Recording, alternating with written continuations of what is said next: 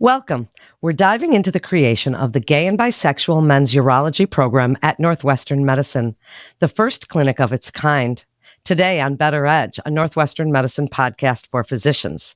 I'm Melanie Cole, and joining me is Dr. Channa Amarasekera. He's an assistant professor of urology at Northwestern Medicine.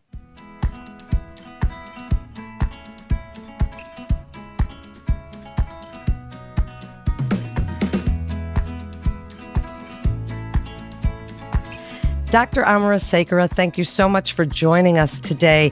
Can you explain how the Gay and Bisexual Men's Urology program at Northwestern Medicine came about? Tell us a little bit about that. Thanks for having me, Melanie. The Gay and Bisexual Men's Urology program came about after we did some research at the Department of Urology at Northwestern. We were looking into what health disparities exist within LGBT populations when it comes to urologic care, and we noticed that a lot of our LGBT identifying patients did not think that they were getting the type of care that they wanted. And there was a disconnect between what we thought we were providing and what the patients found that they were getting. So we wanted to figure out how best to identify what the areas of improvement were and then how to go about implementing that. And we initiated this program where we have a space for gay and bisexual men to discuss their urologic problems. In addition to the Gay and Bisexual Men's Urology program, there's also a gender pathways program for transgender individuals, and we work in concert with that program. Well, thank you for that. How did the focus groups with gay and bisexual men with prostate cancer survivors at Northwestern Medicine contribute to identifying gaps in that care and inspire that creation of this program? Yeah, I think one of the biggest assets of this community is the community itself. The community has gone through a great deal of medical stress, particularly when it came to the HIV epidemic of the 1980s. And a lot of those men are now coming to an age where they have to deal with prostate cancer. And so they've helped themselves through this HIV epidemic, and there's a really nice infrastructure within the community of being really open and connecting with other gay and bisexual men when it comes to other health problems. And we figured it would be a great idea to create a forum for gay and bisexual men with prostate cancer to talk to each other and figure out what they're experiencing, find what works, what doesn't, and sort of create this community for them where they can interact with each other. You mentioned the importance of rectifying barriers in the structural environment and systemic environment for an LGBTQIA plus focused clinic.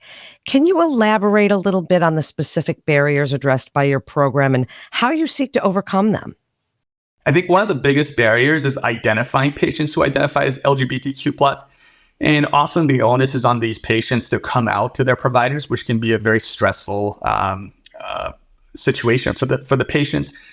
We eliminate that barrier by giving them the option to identify in the medical record. If they identify as LGBTQ+, there's a place where they can tick that box. And so they don't have to have that stressful conversation. It's already happened before they get to us. So we can identify who it is that needs perhaps different counseling compared to their heterosexual peers. That's one barrier that we've identified, and it's a really easy thing to fix. But for a long time, that wasn't, part of our program at Northwestern, and now, thankfully, we've implemented that.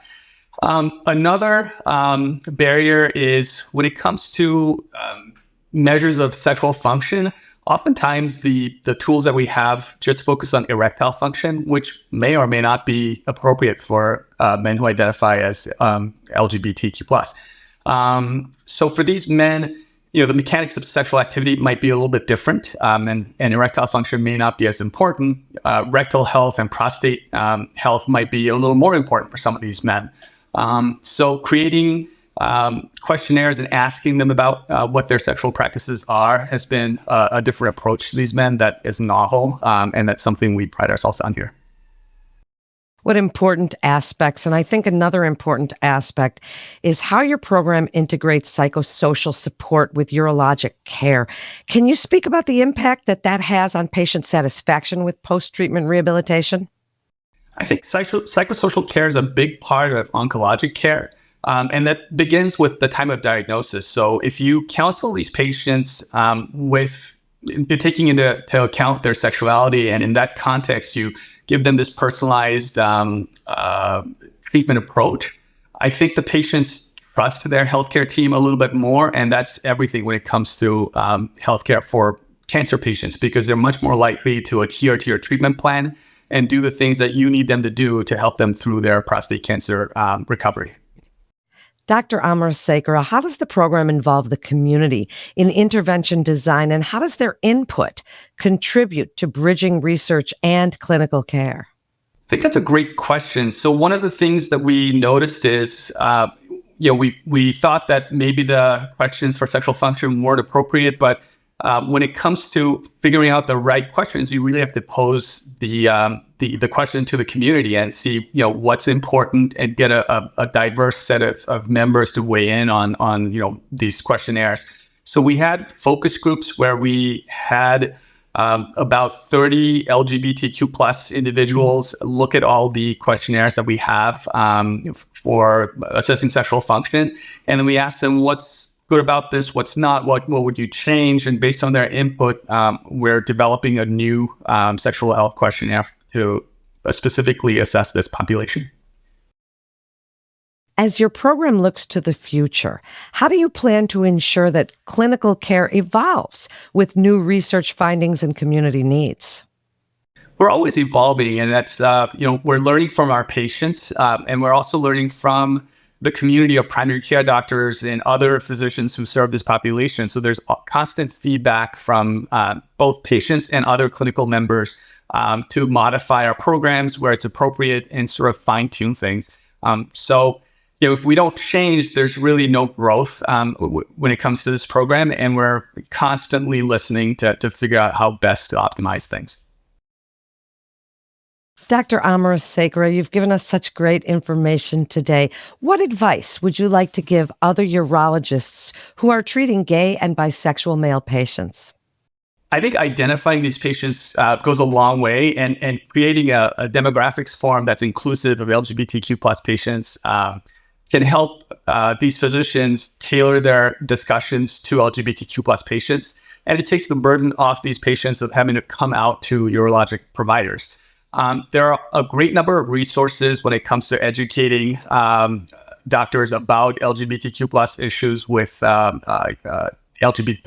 issues with urologic care, and our website serves as a great resource. So if you type in Gay and Bisexual Men Urology program at Northwestern, there is a link to resources that are available to you.